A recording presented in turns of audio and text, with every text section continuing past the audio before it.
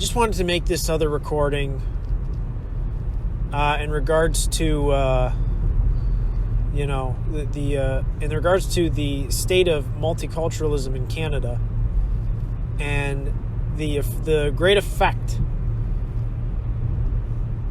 the profound effect it is going to have and is having on so many white Anglophone Canadian men. And I'm talking multi-gen here. It doesn't really count if you're first generation unless you're from the Anglosphere. Then maybe it counts a little. Or you're just from whatever other cucked Western G7 country. Maybe then it also counts. It's not obvious, but I'm talking specifically multi-generational white Anglophone men in this country. You just kind of look at all these other dudes coming in from all over the world, the third world, and it's like, wow, great, look at that. They have religion, they have culture, and they have family and all the rest of it, and we get zip, and you just have to pick it up. You just have to deal with that because so many, white Anglophone multi-gen women are just in support of this stuff still. Because Canada is essentially a fourth-wave feminist, matriarchal, authoritarian state, is basically what it is. And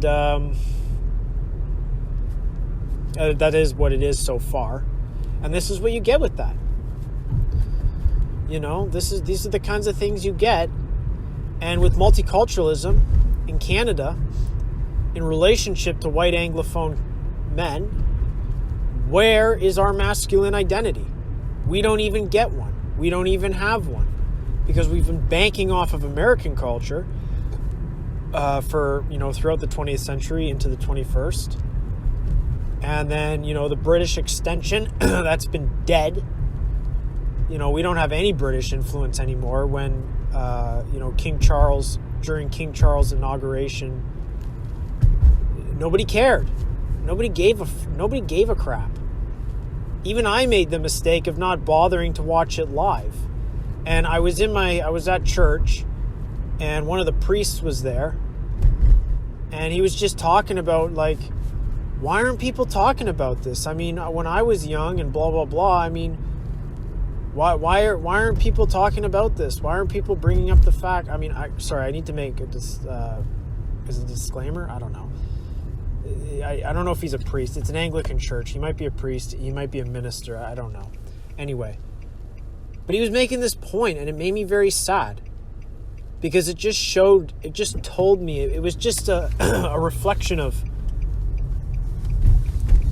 how eroded the Anglo identity is in this country, and how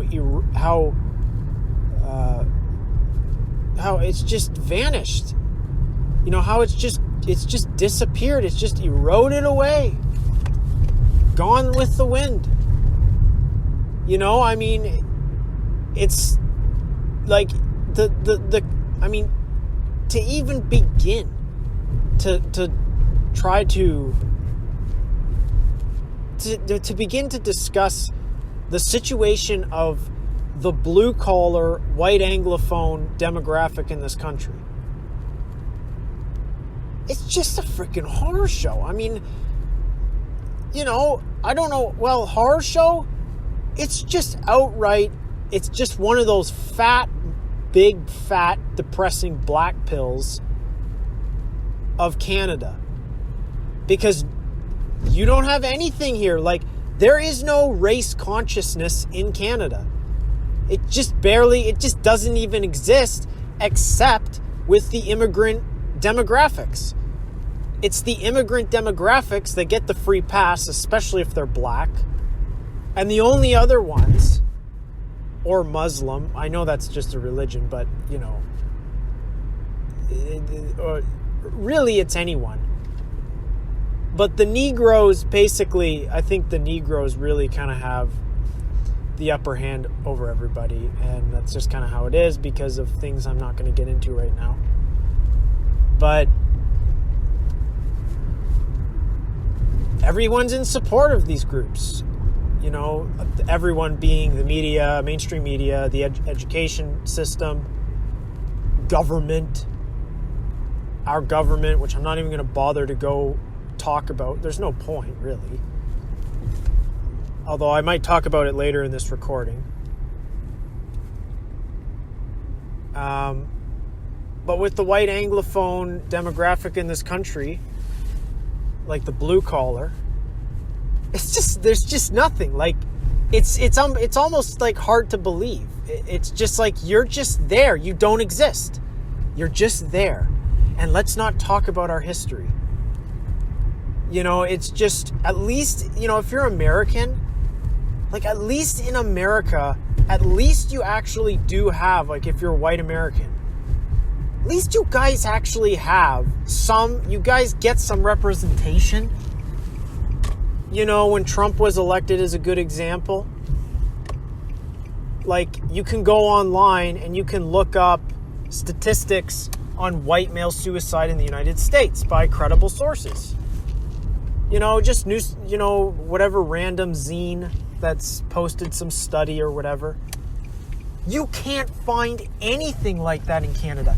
You can go ahead and try. I found one study, which I'm going to try to post, and I'll post the link for it.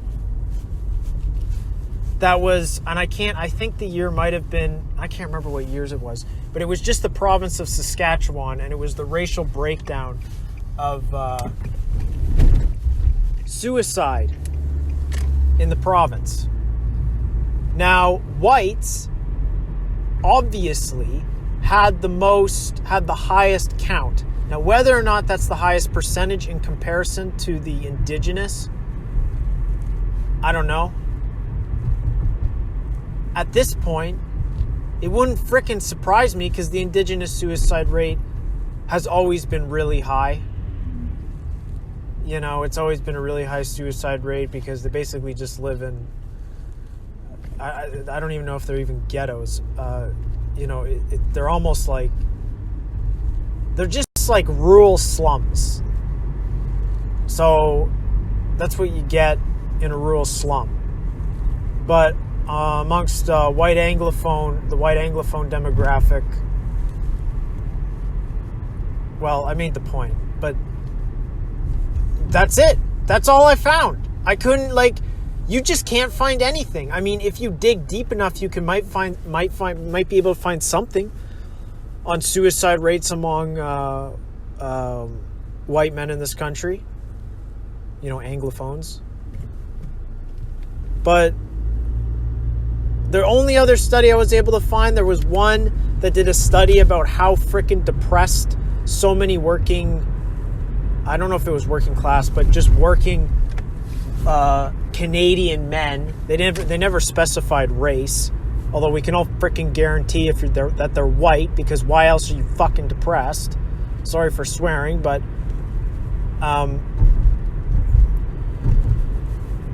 you know, it's like I said, it's hard to believe. It's just hard to believe how there's just this brooding rage and at the same time silence, total silence in this country. You know, well, brooding rage, I mean, there's a brooding rage everywhere, but in Canada, I don't know.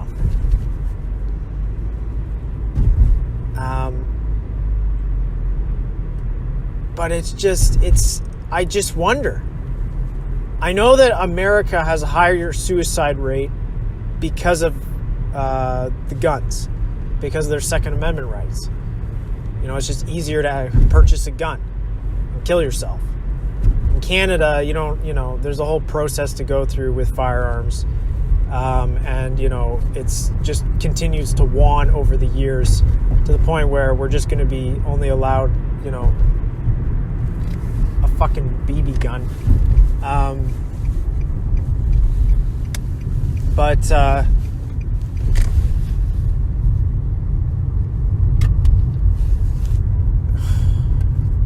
you know, it's just so unfair. Like, and the thing is,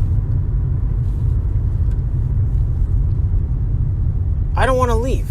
I made that decision. Like, I don't want to leave. A lot of Canadians, they want to leave.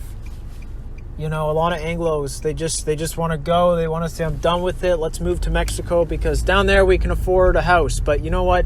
Having dealt to such a deep degree with multiculturalism and its abysmal failures, because the thing is, well, okay, let me finish this point.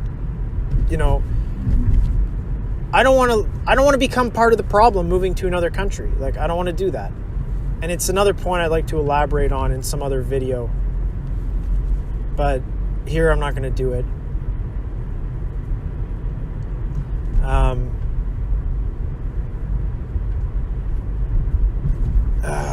What else do I need to say?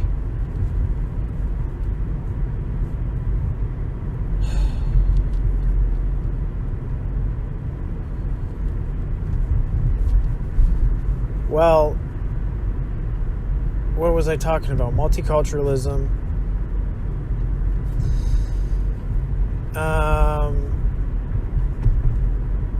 Yes. The other thing about multiculturalism is that it's compounded with all this anti-whiteism.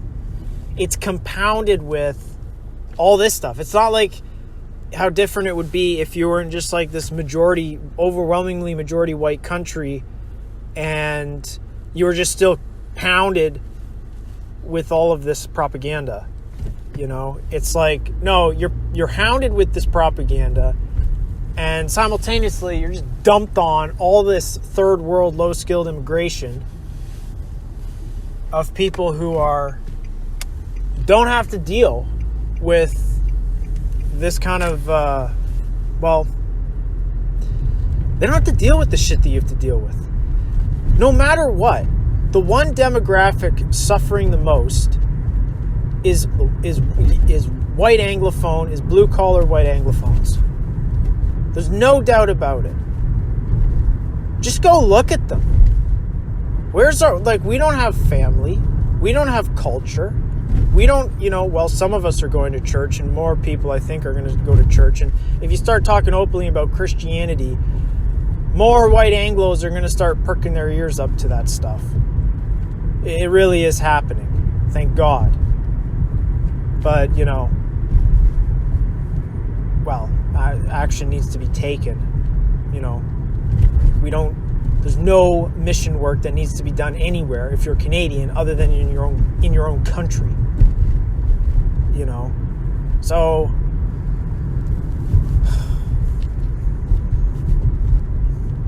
I just wanted to get that off my chest, and I'll try to hunt down those two. Well, I'll try to hunt down those two links if I can find them regarding the suicide rates and the depression rates among men.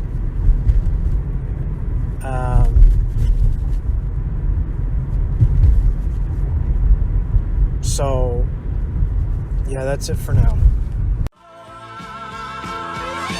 Can you give it all to me?